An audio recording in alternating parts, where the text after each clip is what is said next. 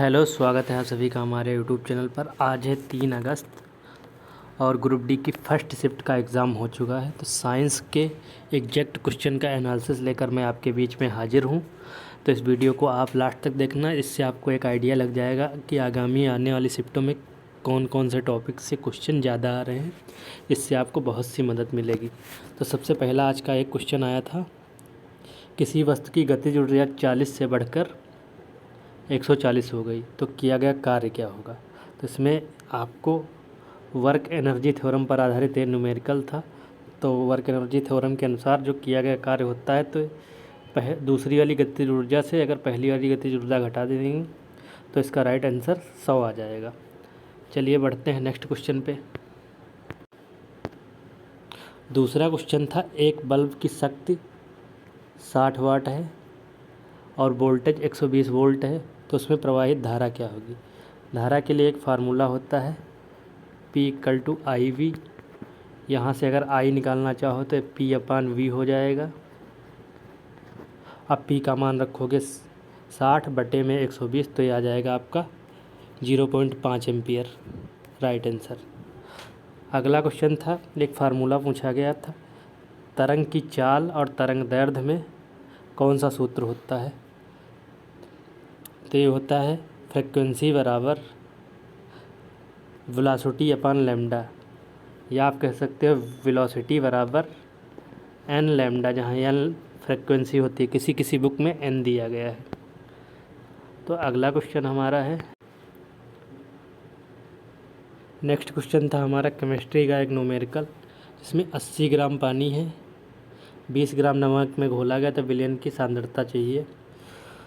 तो इसमें कुल विलयन हो जाएगा 100, 20 और 80 जोड़ के, और इसमें जो विलायक है 80 और जो विलेय है 20, तो 20 बटे टोटल आप रखेंगे 100 और मल्टीप्लाई कर देंगे 100 से, तो ये 20% ही आ जाएगा।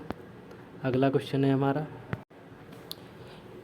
अगला क्वेश्चन है, न्यूरॉन का कौन सा भाग संकेतों या संदेशों को प्राप्त करता है। इसका राइट आंसर था डेंड्रॉइड।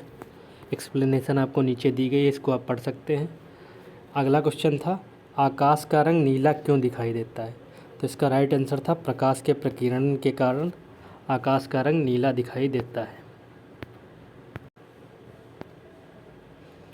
ध्वनि की चाल सबसे अधिक किस माध्यम में होती है। तो इसका राइट आंसर है सॉलिड, यानी ठोस में सबसे ज़्यादा ध्वनि की चाल होती है।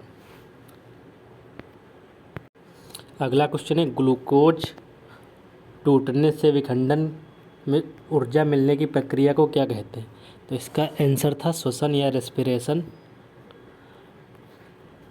अगला आंसर है, परितंत्र में प्राथमिक उपभोक्ता कौन होते हैं।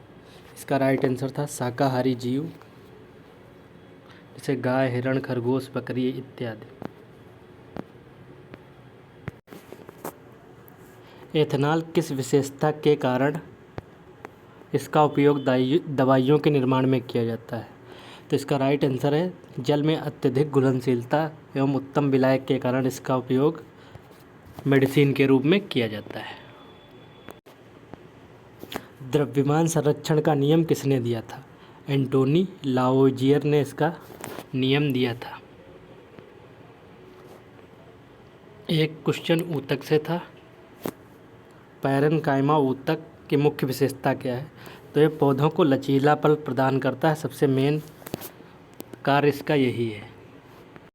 एक क्वेश्चन लेंस की आवर्धन क्षमता से था, उसका सीधे फार्मूला ही पूछा गया, जो कि होता है m बराबर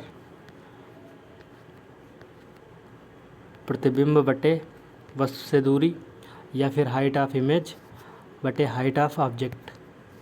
जो भी ऑप्शन में हो आप उसे लगा सकते हो।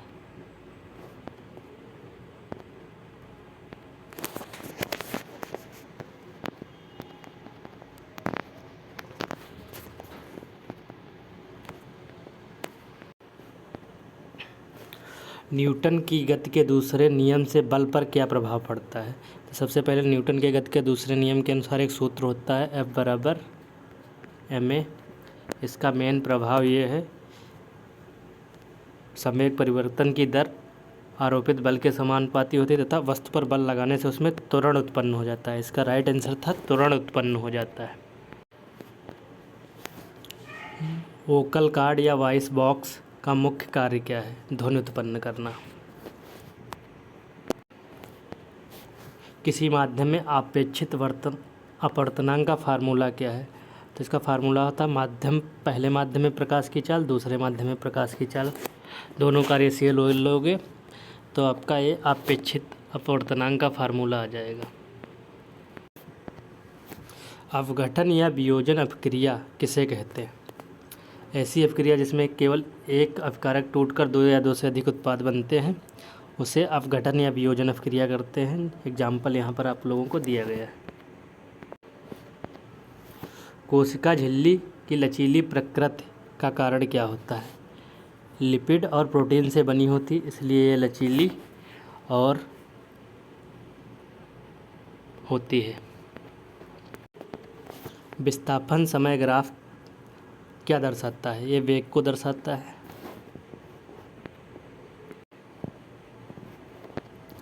अल्ट्रासाउंड का उपयोग कहाँ किया जाता है? मेडिकल इमेजिंग के रूप में किया जाता है, आंतरिक अंगों की जांच करने के लिए। और आज का लास्ट क्वेश्चन हमें जो मिला है, वोकल कार्ड या वॉइस बॉक्स का मुख्य कार्य क्या है? ध्वनि उत्पन्न करना।